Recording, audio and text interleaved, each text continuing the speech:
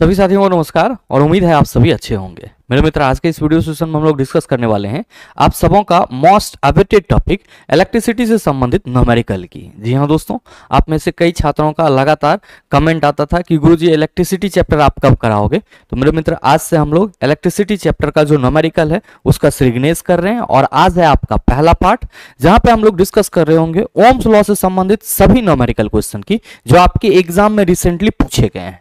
और साथ ही आपकी जानकारी के लिए बताना चाहूंगा कि इस सेशन का जो भी क्वेश्चन है उसका सॉल्यूशन सहित पीडीएफ आपको कहां मिलेगा, यह हमारे टेलीग्राम ग्रुप से मिल जाएगा, जिसका लिंक इस वीडियो के नीचे डिस्क्रिप्शन में दिया हुआ है। आप वहां से जाकर के पीडीएफ को एक्सेस कर सकते हो। बहरहाल, आइए अपने सेशन की शुरुआत करते हैं और चलते हैं पहले क्वेश्चन की तरफ। मेरे मित्र, आपका जो पहला क्वेश्चन है आज के इस सेशन का, क्वेश्चन नंबर 1 आपसे पूछा जा रहा है कि 10 वोल्ट के विभवांतर वाले दो बिंदुओं पर 5 कूलम के चार्ज को हस्तांतरित करने में कितना कार्य करना पड़ता है। आप सभी क्या कहेंगे कि गुरुजी, आपने इलेक्ट्रिसिटी के फॉर्मूला वाले वीडियो में बताया है कि जब भी हम विभवांतर की बात करते हैं तो क्या कहते हैं। आप सभी कहते हैं कि सर, विभवांतर जो है वो किया गया कार्य और जो आवेश पे कार्य किया जाता है उस दोनों का अनुपात होता है। बोले तो V इक्वल टू हम लोग लिखते हैं वर्क बटा चार्ज। क्या लिखते हैं? वर्क बटा चार्ज।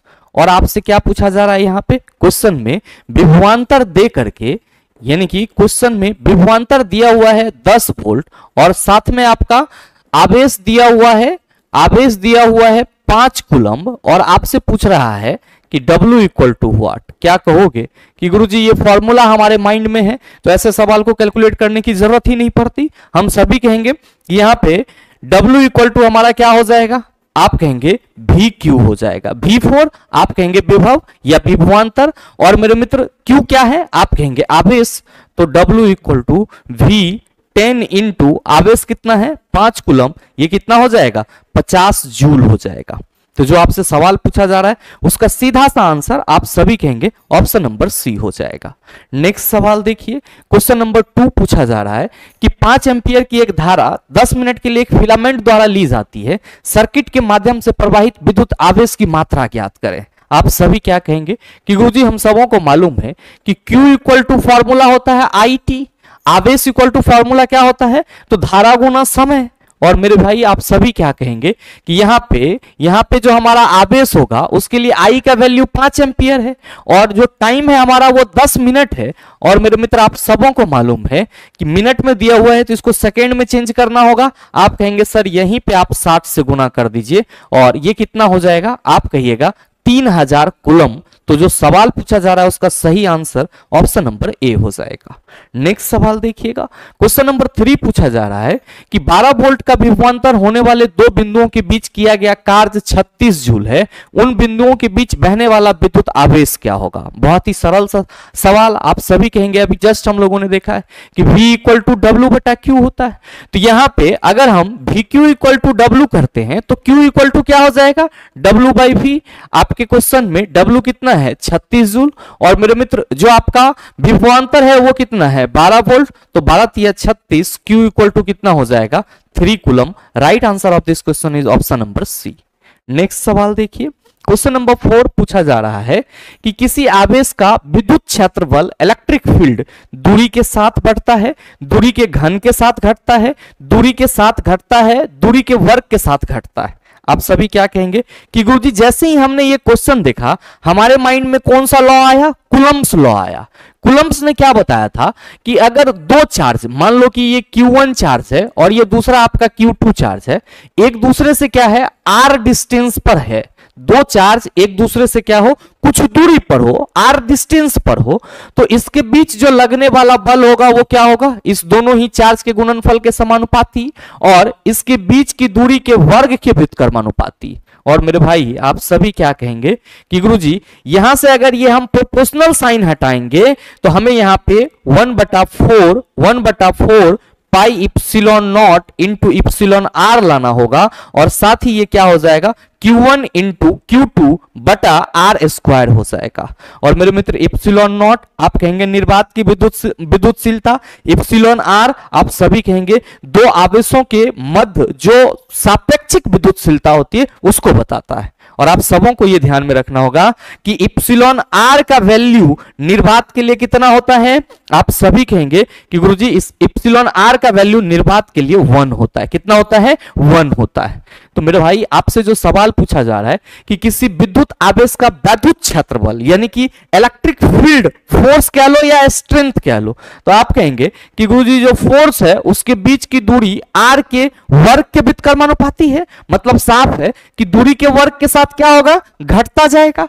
व्युत्क्रमानुपाती मतलब क्या हुआ कि गुरुजी अगर हम दूरी बढ़ा देंगे तो दोनों ही चार्ज के बीच जो लगने वाला इलेक्ट्रिक फील्ड फोर्स होगा वो क्या हो जाएगा? कम हो जाएगा।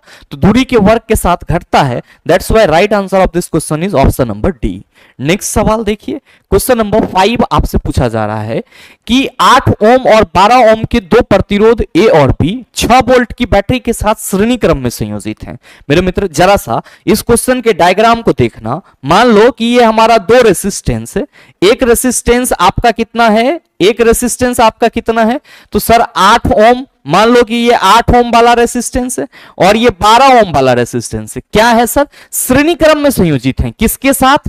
तो आप सभी कहेंगे अकॉर्डिंग टू क्वेश्चन 6 वोल्ट के बैटरी के साथ। किसके साथ? 6 वोल्ट के बैटरी के साथ।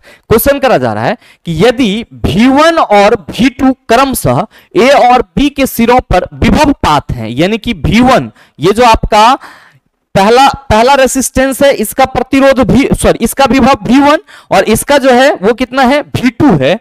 तो मेरे मित्र कहा जा रहा है तथा I1 और I2 उनसे होकर प्रवाहित होने वाली धारा है। तो आपसे ये पूछा जा रहा है कि जरा सा आप हमें ये बताइए कि V1 बटा V2 इक्वल टू व्हाट और I1 बटा I2 इक्वल टू व्हाट। अब मेरे मित्र ध्यान देना कि आप जो क्वेश्चन देख रहे हो इसमें सीधे सीधे आपको ये पता चल रहा है कि जो हमारा प्रतिरोध है वो श्रेणी क्रम में जुड़ा हुआ है। तो आप सभी क्या कहेंगे कि गुरुजी जो प्रतिरोध श्रेणी क्रम में जुड़ा हुआ है तो हम ये पहले ही निर्धारित कर लेंगे कि इससे जो धारा बहेगी वो समान होगी। क्यों? क्योंकि अगर कोई प्रतिरोध श्रेणी क्रम में होता है तो उससे प्रवाहित धारा का मान समान होता है, लेकिन दोनों ही प्रतिरोध का जो विभव होता है वो अलग अलग होता है। तो आप क्या कहेंगे कि I1 और I2 की अगर हम लोग बात करेंगे तो हम कहेंगे कि सर दोनों से समान धारा बहेगी, तब वैल्यू ऑफ I1 बटा I2 इक्वल्स टू 1। आप कहिएगा I1 और I2 जो है वो एक ही होगा। क्यों? क्योंकि दोनों प्रतिरोध से समान धारा बहेगी। तो भाई मेरे आप सभी यहां पे पहला क्वेश्चन का आंसर तो दे दिए हैं कि what is the value of I1 बटा I2। आप सभी कहेंगे 1। क्यों? क्योंकि सर दोनों प्रतिरोध से समान धारा बहेगी। Now the point is that जब श्रेणी क्रम में प्रतिरोध जुड़ा हुआ रहता है तो सभी प्रतिरोध का विभवांतर यानी कि विभव अलग अलग होता है। तो सवाल ये है कि ये विभव कैसे निकलेगा? ओम्स लॉ से निकलेगा। टॉपिक का नाम ही है ओम्स लॉ। क्या कहोगे कि गुरुजी अगर हम टोटल प्रतिरोध की बात करेंगे RS तो ये कितना हो गया? 20 ओम हो जाएगा और विभवांतर हमारा कितना है? 6 वोल्ट। और हम सबों को मालूम है कि V इक्वल टू IR लिखते हैं तो जाहिर सी बात है I इक्वल टू V बटा R हो जाएगा। अच्छा ये बता दो चिल्ला, यहां पे इस पूरे परिपथ से कितनी धारा दौड़ेगी? आप सभी कहेंगे V बटा R धारा दौड़ेगी। आपका V कितना है? 6 वोल्ट और R कितना निकला है आपका? आप कहेंगे 20। तो मेरे मित्र 6 बटा 20 क्या है? आप सभी कहेंगे परिपथ से बहने वाली धारा। अब इस श्रेणी क्रम में संयोजित दोनों ही प्रतिरोध से प्रवाहित कुल धारा 6 बटा 20 एम्पियर आपको मालूम है। तो क्या आप V1 का वैल्यू नहीं निकाल सकते हैं? क्या कहिएगा कि गुरुजी क्या बात कर रहे हैं? हम सबों को मालूम है ओम्स लॉ से कि V इक्वल टू IR होता है। V इक्वल टू IR होता है और यहां पे अगर हम पहला प्रतिरोध के लिए विभव निकालें तो V1 इक्वल टू क्या होगा? I। ध्यान रखिएगा कि I दोनों से समान बहेगा तो आप कहिएगा IR1। क्या कहिएगा? IR1। और चिल्ला जी आपका I कितना होगा? आप कहेंगे 6 बटा 20 और R1 कितना होगा? तो R1 का वैल्यू गुरुजी दिया हुआ है 8। तो ये हमारा वैल्यू कितना आ गया? V1 कितना आ गया? चला 48 बटा 20। V2 की बात कर ले, आप कहेंगे धारा तो गुरुजी उतना ही होगा, बस रेसिस्टेंस का वैल्यू बदलेगा। तो 6 बटा 20 गुना कितना हो जाएगा? आप सभी कहेंगे 12 और ये कितना हो गया? 12 छाके 72 बटा 20। अब मेरे मित्र V1 बटा V2 निकाल लो। V1 आपका कितना है? V1 48 बटा 20। 48 बटा 20। अब V2 तो आप कहिएगा 72 बटा 20। सर भागा में है तो उल्टा के लिख सकते हैं 20/72। आप कहेंगे बिल्कुल, ये 20 और ये 20 कैंसिल, 24 दूना 48, 24 तिया 72। देख लीजिए कि सर V1 और V2 का V1/V2 यानी कि V1/V2 का जो अनुपात है वो कितना है? आप सभी कहेंगे गुरुजी 2/3, 2/3। और I1/I2 का जो अनुपात होगा आप कहेंगे 1। तो आप बता दो सही आंसर। आप सभी कहेंगे option number C is the right answer of this question. ये सवाल नए पैटर्न के अकॉर्डिंग पूछे गए थे, हमने आपको समझाया तो आपको लगा थोड़ा सा सर लेंदी जा रहा है, लेकिन जब आपके माइंड में कंसेप्ट सेट हो जाएगा तो मेरे मित्र इतना कैलकुलेशन करने की जरूरत नहीं पड़ेगी आपको, ये चीज ध्यान में रखिएगा।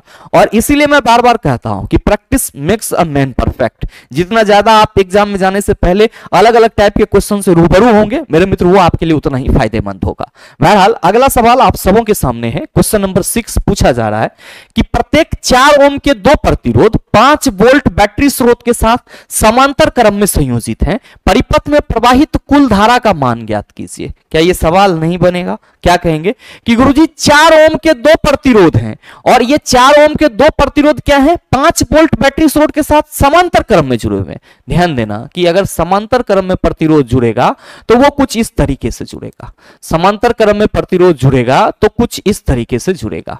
अब मेरे मित्र अकॉर्डिंग टू क्वेश्चन ये दोनों ही प्रतिरोध किसके साथ जुड़े हुए हैं? आप सभी कहेंगे कि इस दोनों प्रतिरोध का वैल्यू 4 ओम, इसका भी और इसका भी वैल्यू 4 ओम, और ये 5 वोल्ट बैटरी के साथ जुड़ा हुआ है। हमसे पूछा जा रहा है कि परिपथ से प्रवाहित कुल धारा का मान क्या होगा? क्या कहोगे कि गुरुजी आपने बताया है कि जब 2 प्रतिरोध समांतर क्रम में जुड़ा हुआ हो तो आरपी इक्वल टू क्या हो जाता है? आप सभी कहेंगे R1 इंटू R2 बटा R1 प्लस R2 हो जाता है। चला जी, 2 प्रतिरोध समांतर क्रम में जुड़े हुए हैं तो 4 गुना 4 और 4 प्लस 4। क्या कहोगे सर जी? 16/8। ये हो गया हमारा सर आरपी इक्वल टू 2 ओम, यानी कि इस पूरे परिपथ का जो टोटल प्रतिरोध है वो कितना? आप कहेंगे 2 ओम। कितना है? 2 ओम। और मेरे मित्र आपका विभवांतर कितना है? तो आप सभी कहेंगे 5 वोल्ट। ओम के नियम से आप सबों को मालूम है कि V इक्वल्स टू, चूंकि V इक्वल टू क्या होता है? IR, तो I इक्वल टू V/R ना हो जाएगा। चला V कितना है आपका सर जी? 5 वोल्ट। और R कितना है? 2। ये कितना हो गया? 2.5 एम्पियर। तो what is the right answer of this question? आप सभी कहेंगे option number C is the right answer of this question. अगला सवाल देख लीजिए। क्वेश्चन नंबर 7 आपसे पूछा जा रहा है कि दिए गए परिपथ में 3 ओम प्रतिरोध में प्रवाहित धारा ज्ञात कीजिए। ये यहां पे आपको सर परिपथ दिख रहा होगा और एक जो आपका रेसिस्टेंस है वो 3 ओम का है और दूसरा है आपका 4 ओम का। पूछा जा रहा है कि 3 ओम रेसिस्टेंस वाले से कितना धारा बहेगा? क्या कहोगे गुरुजी? श्रेणी क्रम में जुड़ा हुआ है तो क्लियर है कि जितना 4 ओम से बहेगा उतना ही 3 ओम से भी बहेगा। तो हमारे क्वेश्चन में विभवांतर 5 वोल्ट दिया हुआ है और यह श्रेणी क्रम में जुड़ा हुआ है तो RS हमारा कितना हो गया सर जी? R1 प्लस R2 7 ओम, और ये कितना है? 5। अब मेरे मित्र ध्यान देंगे कि यहां पे जो हमारा I होगा वो क्या होगा? V/R। V कितना? 5। R कितना? 7। तो I इक्वल टू कितना हो गया? 5/7 एम्पियर। किस ऑप्शन में है? ऑप्शन नंबर बी में है। तो सही आंसर हमारा ऑप्शन नंबर बी हो जाएगा। श्रेणी क्रम में जुड़ा हुआ है इसीलिए सर 5/7 एम्पियर की धारा 3 ओम प्रतिरोध से भी बहेगी और 5/7 एम्पियर की धारा 4 ओम प्रतिरोध से भी बहेगी। अगला है क्वेश्चन नंबर 8 कि एक इलेक्ट्रिक हीटर को 250 वोल्ट के स्रोत से संयोजित किए जाने पर इसके द्वारा उपभोग की जाने वाली विद्युत शक्ति 500 वाट प्रति इकाई समय है। हीटर द्वारा प्रति इकाई समय में कर्षित धारा कितनी होगी? बहुत ही सरल सा सवाल है। चूंकि धारा और आवेश यहां पे आपको ज्यादा निकालने को देखने को मिल रहा है तो याद रखिएगा कि पावर इक्वल टू एक आपका रिलेशन होता है voltage into current, P equal to VI। भाई मेरे आपके क्वेश्चन में पावर 500 वोल्ट दिया हुआ है और वोल्टेज 250 है और I पूछा जा रहा है। क्या कहोगे कि गुरुजी ये 500/250 हो जाएगा और 250 दूना 500। Sir right answer of this question is option number C. क्या होगा? ऑप्शन नंबर सी हो जाएगा। नेक्स्ट क्वेश्चन नंबर 9 पूछा जा रहा है कि 40 ओम प्रतिरोध का एक विद्युत लैंप, 200 ओम प्रतिरोध का टोस्टर और 400 ओम प्रतिरोध का एक वाटर फिल्टर समांतर क्रम में एक 220 वोल्ट स्रोत से संयोजित हैं। मान लीजिए कि एक विद्युत आयरन 220 वोल्ट के स्रोत से संयोजित किए जाने पर उपरोक्त तीनों उपकरण द्वारा ली जाने वाली धारा के समान धारा लेता है, तो आयरन का प्रतिरोध और उससे होकर प्रवाहित होने वाली धारा क्या होगी। आयरन का प्रतिरोध बताना है और साथ ही साथ आयरन से प्रवाहित होने वाली धारा कितनी है यह बताना है। मेरे मित्र, अगर आप ध्यान से क्वेश्चन को पढ़ेंगे तो क्वेश्चन में कहा जा रहा है कि मान लीजिए कि एक विद्युत आयरन 220 वोल्ट के स्रोत से संयोजित किए जाने वाले उपयुक्त तीनों उपकरण द्वारा ली जाने वाली धारा के समान धारा लेता है। मतलब क्या हुआ कि जो हमारा 40 ओम का, ध्यान से समझना चला, एक हमारा 40 ओम का विद्युत लैंप है और दूसरा 200 ओम प्रतिरोध का टोस्टर है और तीसरा 400 ओम प्रतिरोध का क्या है, एक water filter. According to question ये तीनों क्या है सर, समांतर क्रम में जुड़े हुए हैं। किसके साथ? 220 वोल्ट के बैटरी के साथ, यानी कि 220 वोल्ट विभव के साथ, जिसमें पहला का प्रतिरोध 40 ओम, दूसरा का प्रतिरोध 200 ओम, तीसरा का प्रतिरोध 400 ओम। क्या कह रहा है कि कोई आयरन इसमें कनेक्ट किया जा रहा है, कोई आयरन किसी 220 वोल्ट के स्रोत से कनेक्ट किया जा रहा है और वो आयरन उतना ही धारा ले रहा है जितना कि ये तीनों उपकरण आपस में समांतर क्रम में जुड़े हुए हैं। जितना ये ले रहा है उतना आयरन ले रहा है। तो कहिएगा क्या कि गुरुजी यहां पे सीधे सीधे हमें तो इस परिपथ से बहने वाली जो धारा है उसका मान निकालना होगा, और जैसे ही हम धारा का मान निकालेंगे आयरन भी उतना ही धारा लेगा और फिर प्रतिरोध तो हम आसानी से निकाल सकते हैं आयरन का। तो चला आ जाओ, क्या कहोगे? टोटल रेसिस्टेंस गुरुजी 1/Rp equal to 1/R1 plus 1/R2 plus 1/R3 होगा, और 1/Rp इक्वल टू क्या होगा? आप सभी कहेंगे 1/40 प्लस 1/200 प्लस 1/400। अब मेरे भाई ध्यान देना कि ये आपका एलसीएम कितना होगा? 400 होगा। ये आपका एलसीएम 400 होगा। 40 दा है 400, 200 दूना 400, 40 से कम सर ये हो गया 13/400, यानी कि ये आपका 1/Rp इक्वल टू 13/400। अच्छा, Rp इक्वल टू क्या हो जाएगा? तो आप सभी कहेंगे Rp इक्वल टू हो जाएगा 400/13।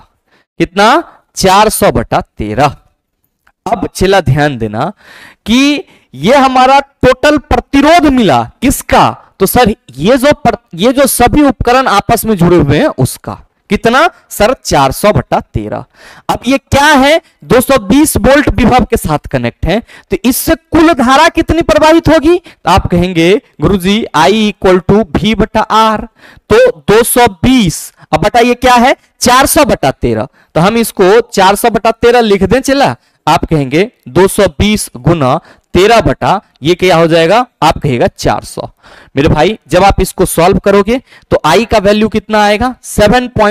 I का वैल्यू कितना आएगा? ध्यान देना कि I का वैल्यू आ जाएगा 7.15 एम्पियर। कितना? 7.15 एम्पियर।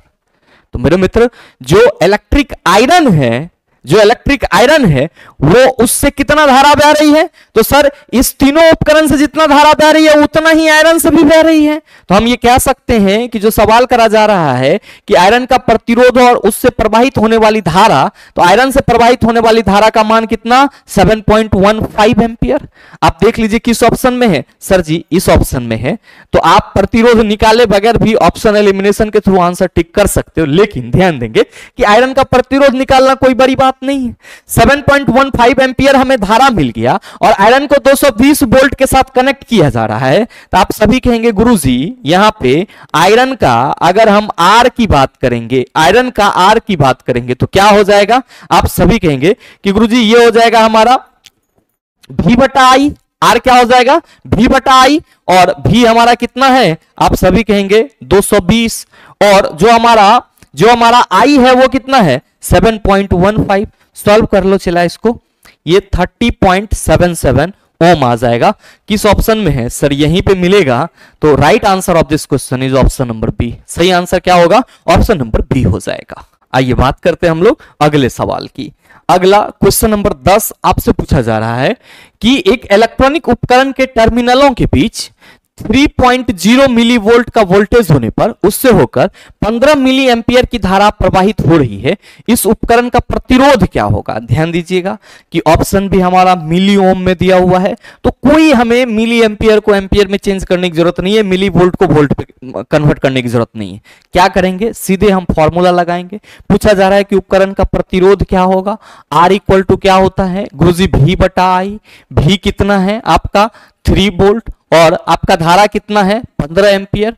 3 पच्चे 15। R इक्वल टू कितना हो गया? 1/5। R इक्वल टू कितना हो गया? 1/5। और मेरे भाई जब आप इसको सॉल्व करेंगे तो ये कितना आ जाएगा? 0.2 मिली ओम। तो right answer of this question option number B हो जाएगा। नेक्स्ट देख लीजिएगा, क्वेश्चन नंबर 11 आपसे पूछा जा रहा है कि एक इलेक्ट्रिक हीटर किसी सोर्स से 4 एम्पियर की विद्युत धारा प्रवाहित होती है तो उसका विभवांतर 60 वोल्ट होता है। यदि विभवांतर बढ़कर 165 वोल्ट हो जाता है तो विद्युत धारा कितनी होगी? क्या कहोगे कि गुरुजी क्वेश्चन में कहा जा रहा है कि इलेक्ट्रिक हीटर किसी सोर्स से 4 एम्पियर की विद्युत धारा प्रवाहित हो रही है और उसका विभवांतर 60 वोल्ट है, और जब विभवांतर को बढ़ाकर 165 कर दिया जाए तब इससे प्रवाहित धारा, इसका मतलब रेसिस्टेंस हमारा कांस्टेंट है। तो क्या कहिएगा कि गुरुजी अगर हमारा रेसिस्टेंस कांस्टेंट है तो यहां पे हम कह सकते हैं चूंकि R इक्वल टू क्या होता है? V बटा आई होता है। R इक्वल टू V बटा आई होता है, और रेसिस्टेंस यहां पे नियत है तो हम ये कह सकते हैं V1 बटा V2 इक्वल टू क्या होगा? I1 बटा I2। होगा या ना होगा? आप कहेंगे बिल्कुल। तो चला जी, V1 कितना है आपका? तो आप कहिएगा 60 वोल्ट।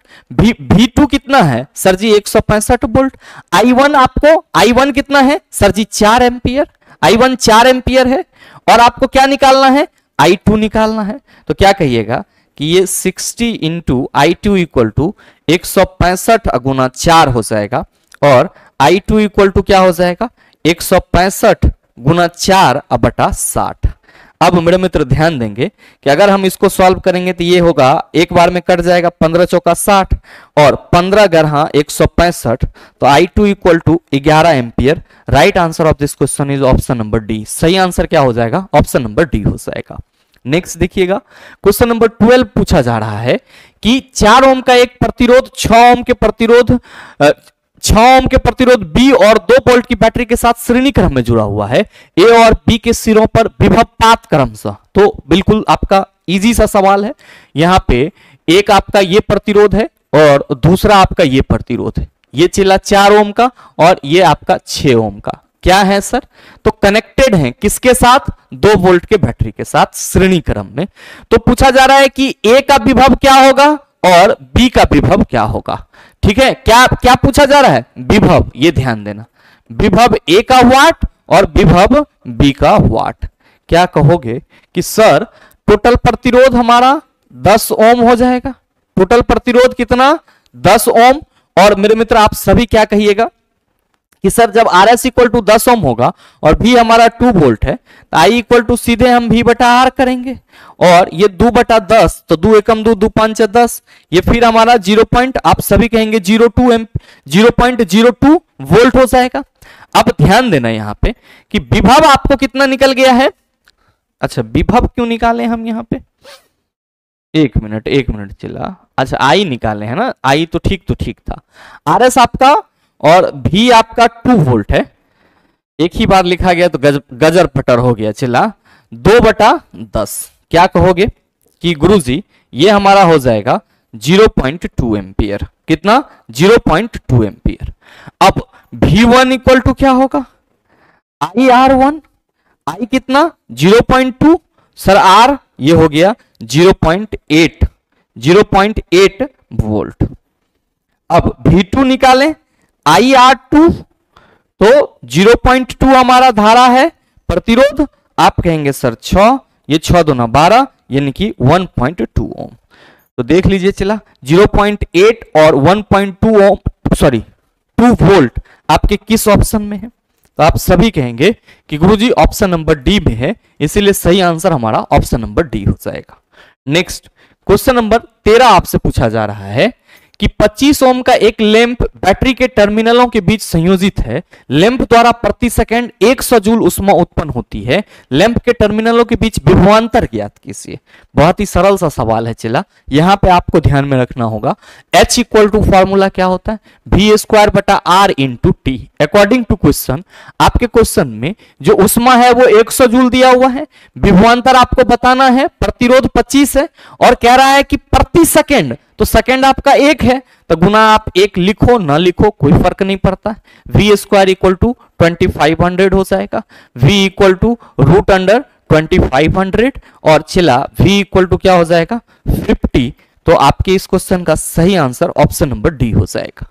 नेक्स्ट सवाल देखिएगा, क्वेश्चन नंबर 14 पूछा जा रहा है कि 2 ओम 3 ओम और 5 ओम प्रतिरोध वाले 3 प्रतिरोध एक V वोल्टेज वाले बैटरी के साथ श्रेणी क्रम में संयोजित हैं। यदि 2 ओम प्रतिरोध से प्रवाहित धारा 4 एंपियर है तो V का वैल्यू क्या होगा। क्या कहिएगा गुरुजी, तीनों अगर श्रेणी क्रम में जुड़ा हुआ है तो जितना 2 ओम प्रतिरोध से धारा बहेगी उतना ही सभी से बहेगी। तो एक बात तो फिक्स है कि हमारा श्रेणी क्रम में जुड़ा हुआ है टोटल प्रतिरोध, तो RS हमारा 10 ओम हो जाएगा और जो I होगा वो कितना होगा 4 एंपियर। तो V इक्वल टू हम सबों को मालूम है IR होता है 4 इंटू 10, ये कितना हो जाएगा 40 वोल्ट। तो right answer of this question is option number D. Next सवाल, क्वेश्चन नंबर 15 पूछा जा रहा है कि यदि एक तार के माध्यम से प्रवाहित होने वाली विद्युत धारा I है और एक इलेक्ट्रॉन का आवेश E है तो t सेकेंड में प्रवाहित होने वाली इलेक्ट्रॉन की संख्या को किसके माध्यम से निर्धारित किया जा सकता है। याद रखिएगा कि Q इक्वल टू क्या होता है Ne होता है और N इक्वल टू क्या हो जाएगा Q बटा E। और मेरे भाई आप सबों को मालूम है कि Q इक्वल टू IT होता है तो N इक्वल टू IT बटा E हो जाएगा, जहां N क्या है नंबर ऑफ इलेक्ट्रॉन। तो सही आंसर ऑप्शन नंबर सी हो जाएगा। तो आपके आज के इस सेशन में ओम्स लॉ से संबंधित, कूलम्ब्स लॉ से संबंधित और Q equal to IT formula पर बेस ये टोटल 15 क्वेश्चन थे और इसी टाइप के सवाल आपके एग्जाम में इस टॉपिक से देखने को मिलते हैं। अगर आपने इस 15 क्वेश्चन को कर लिया है तो मेरे ख्याल से इस टॉपिक का रिवीजन भी आपका बेहतर हो गया है। और साथ ही मेरे मित्र उम्मीद करते हैं कि आपको ये वीडियो अच्छा लगा होगा। अगर अच्छा लगा तो वीडियो को लाइक कीजिएगा, ज्यादा से ज्यादा अपने दोस्तों के साथ शेयर कीजिएगा और अगर आप चैनल पर नए हैं तो सब्सक्राइब करके बेल आइकन दबा लीजिएगा ताकि इस तरह के एग्जाम रिलेवेंट वीडियो का नोटिफिकेशन सबसे पहले आपके पास पहुंचे और आप उसको सबसे पहले देख पाओ। मिलते हैं फिर अगले वीडियो सेशन में, तब तक के लिए best of luck. Thank you, have a nice day.